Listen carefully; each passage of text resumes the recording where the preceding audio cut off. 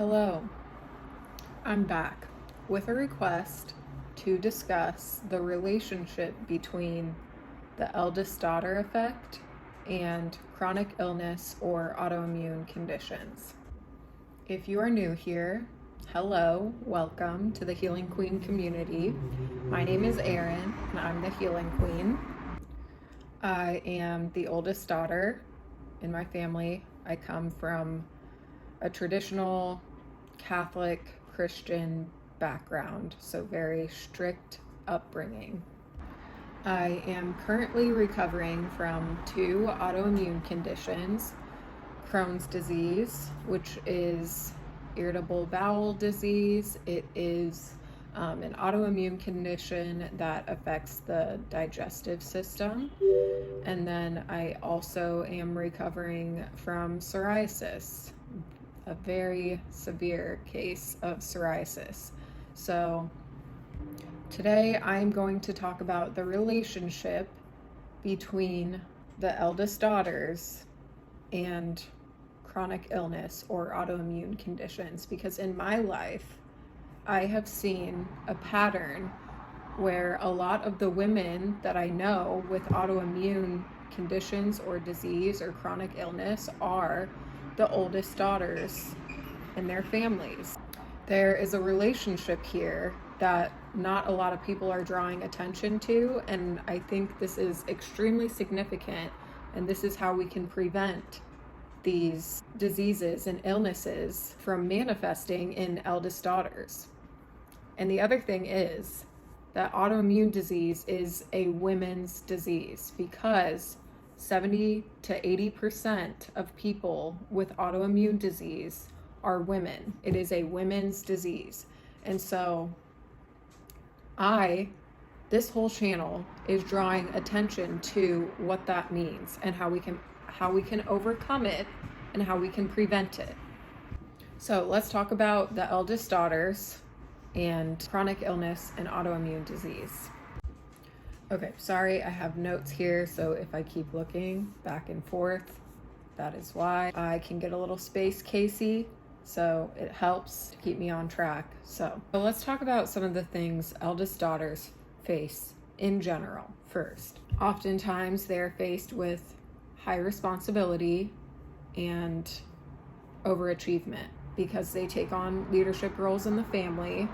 They have a heightened sense of responsibility, which manifests as a strong desire to achieve, overperform, care for others. The important part is often at the expense of their own needs. This is important, that part right there. They struggle with perfectionism. This is also really important because they can be overly critical of themselves, leading to burnout and anxiety and striving to meet external expectations. Again, often ignoring their own needs. So they're striving for external fulfillment, which, as we all know, is just a hamster wheel. You're never going to fulfill on a consistent basis external expectations. There's always going to be the next thing that you're striving for, which leads to feeling empty, never fulfilled, and this is all related to chronic illness. So perfectionism can lead to an overly critical inner self-talk, burnout, and anxiety. They often develop a caretaking role and become people pleasers. This is a huge issue and a significant issue when we're talking about chronic illness and autoimmune disease, because people pleasing puts pressure on yourself to meet, again, external needs, other people's needs, at the cost of your own needs and your own sanity. It leads to constantly seeking approval and validation from external forces, authority figures, which leads to internal conflict, because if you're always trying to please others at the sake of your own sanity and fulfillment and well-being, it manifests as internal struggle, which manifests as dis-ease in the body. And I'm saying it like that on purpose. Dis-ease means that we are uneasy. Our nervous system is not at ease. This is not a coincidence that it's called disease. We are diseased when we do this, like physically, internally diseased. They often feel like they cannot ask for help or rely on others, which feeds the pressure that's put on them to get everything done perfectly. They often get caught in a cycle of obligation, trying to live up to other people's expectations of them, expectations that they themselves may not have agreed with or don't align with. But since all of this pressure is put on them to be a certain way, to be a certain figure, again, the internal conflict, because we don't want to let people down, right? Because we are that leader, we are that caretaker role, but we also want to live our own lives and we want to be fulfilled and happy in our own way, whatever that means for us.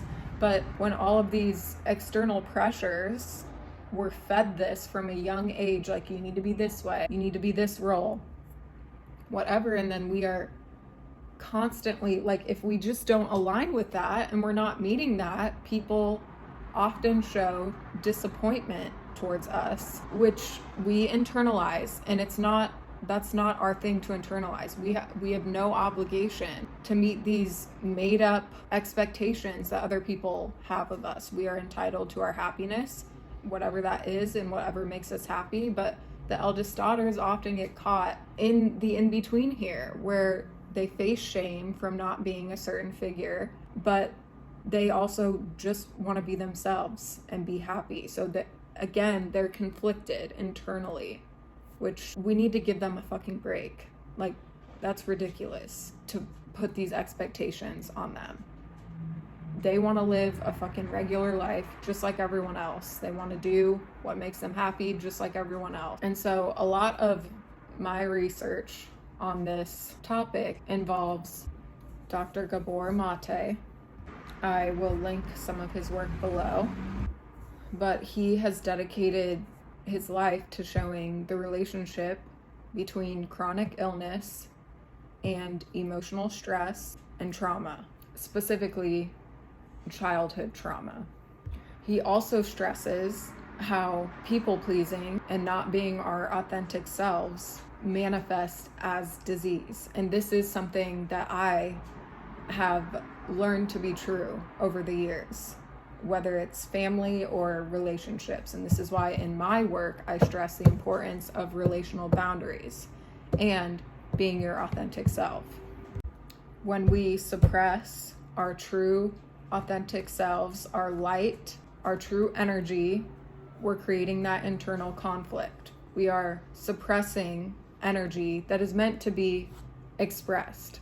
That's why we were brought into this world, to be and express our true authentic selves. And so when we people please, we suppress that energy. It leads to internal conflict, manifests as dis-ease in the body. That is when we start to get chronic illness symptoms and autoimmune disease. Dr. Gabor Mate also says that being overly agreeable, always putting others first, and denying one's own needs, which, as I said previously in this video, the eldest daughters have been brought up to do, this leads to chronic illness, autoimmune disease, and even cancer. We cannot continue to teach eldest daughters to put others first at the sake of their own needs and their own health. Why do they have to put everyone else first at the cost of themselves? Why can't we lift each other up? Okay, why is one person, in a sense, being the punching bag of the family and always having to lift others up at the sake of their own sanity, health, and happiness? That is manifesting as dis-ease. That's just common sense. That's just doing that leads to dis-ease. We're uneasy. That is no way to live. Sustainably, no. You're gonna burn out from doing that. And that is why we're seeing chronic illness and autoimmune disease in eldest daughters. I mean, this isn't rocket science, in my opinion. The math is there. It's there. Like, Western medicine just won't look at it because they're not trained to do that. They only look at medicine and pills and how that affects us. But there is something in our culture, in our species, that is leading to this manifestation of disease in eldest daughters. And this is what it is. This is the connection. Another thing that I want to point out that's significant to this manifestation of chronic illness and disease is that people pleasing, being overly agreeable, always putting others first, denying your own needs, these traits often stem from early childhood experiences and are ways of coping with a lack of emotional support or connection. This is where the childhood trauma part comes in. And this is also important when we're talking about eldest daughters because they often don't have emotional support or connection. One of the things that they struggle with is independence and self-reliance, hyper independence. So again, another relation there. It's the lack of support, emotional support and connection. They're hyper independent. They've always had to do it themselves. They don't get support like everyone else does. Again, why are they expected to lift everyone else up while they get put down? And then we wonder why they're getting sick. I mean, it's not, this is it. Like, the other thing that I want to point out is that Dr. Ellen Langer has studied this her whole life also, and says that 90% of disease is caused by stress. Dr. Gabor Mate agrees autoimmune disease and chronic illness is stress related, and as I mentioned before, this high sense of responsibility, overachievement, perfectionism that eldest daughters are often faced with, that sense of always feeling obligated to meet external needs, other people's expectations and needs, that's an endless cycle of stress. You're never gonna constantly meet external needs. I mean, this is why I preach that it is so important to focus on self-love and compassion, because we didn't get that growing up. I mean, we have to foster it for ourselves and create our own sense of fulfillment, our own realistic expectations, and set our own expectations for happiness and fulfillment in this life. So I'm going to briefly tell you what happened to me, because this all just proves what I just said. So my diagnosis, and I'll make a separate video on this because it does build up, over my life, but I'll just talk about my huge flare-up and what was happening in my life when I got diagnosed with Crohn's disease. So I was at a corporate job that I hated. It was terrible, so unfulfilling, robotic, and I was really good at it, but it was a job that I took because I thought it looked good. This was a well-known company in my community. It was a job that I thought people would be impressed by, but it wasn't at all fulfilling to me. It wasn't aligned with me at all. And so again, I was clawing at these external expectations, and especially in this position, it was, constant. There was a lot of turnover. It was just, constantly being fed new projects. This quite literally was all of these things: overachievement, perfectionism, people pleasing, in a job. I was just clawing at external achievement and accomplishments. And so I began to feel immense anxiety and burnout. My body quite literally could no longer keep up. I started to have a massive Crohn's flare-up, and I didn't know I had Crohn's at the time. So this went on for 6 weeks, undiagnosed. I was unable to walk, was unable to eat. My joints swelled up. I couldn't hold, I couldn't type, I couldn't hold anything in my hands. My body was full on shutting down because it could not take physically the way I was living anymore, the way I was operating. I was so diseased from the way I was living that my body shut down. I will go into this more in another video because there are other factors that contributed and led to this specific flare-up in disease, but this is the day in the life of an eldest daughter, especially ones from traditional, strict, religious backgrounds. We cannot keep doing this to the eldest daughters or to women in general. Otherwise, we're only going to see a rise in disease and chronic illness. We have to change the way we are raising these women. This is insane. We cannot put all this shit on them. It is impossible to meet all of these standards, everything that I just listed. Like, even as a human, we're not perfect, and we cannot put all this shit on oldest daughters and then wonder why later they're getting disease and illness and cancer. I mean, enough. We have to let them be happy with themselves. We have to let them find joy in being themselves, their own person, and whatever that means for them. They have no obligation to take care of your emotional needs. Like, that is not on them, and that is what has been put on them.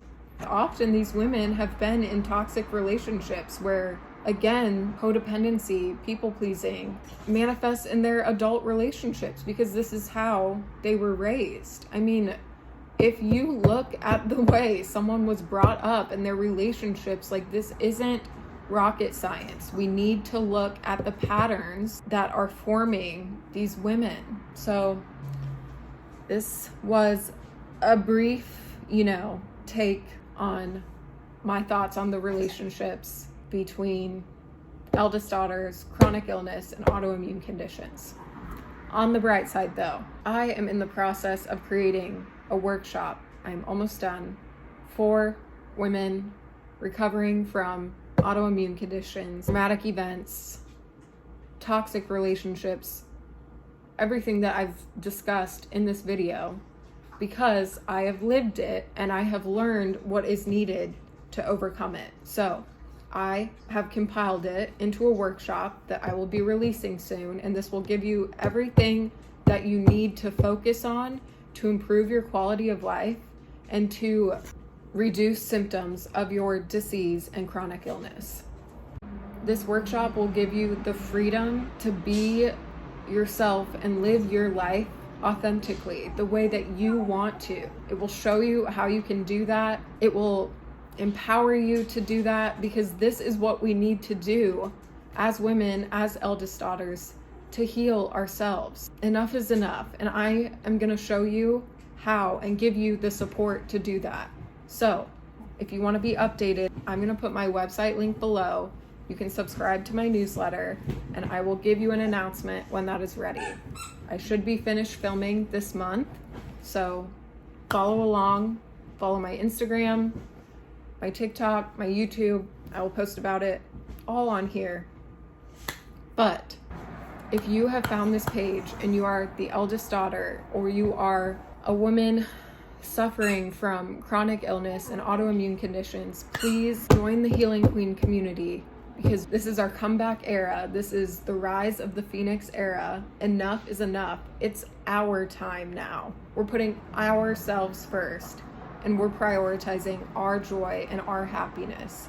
And we can still be that loving, supportive figure to our friends and our family, but it doesn't have to be at the sake of our own wellness, well-being, and happiness. Enough is enough. So thank you for being here. Thank you for believing in yourself and the change that you can make for your life. I'm so happy to have you here, and I can't wait to see what we can do on this healing journey. I love you guys.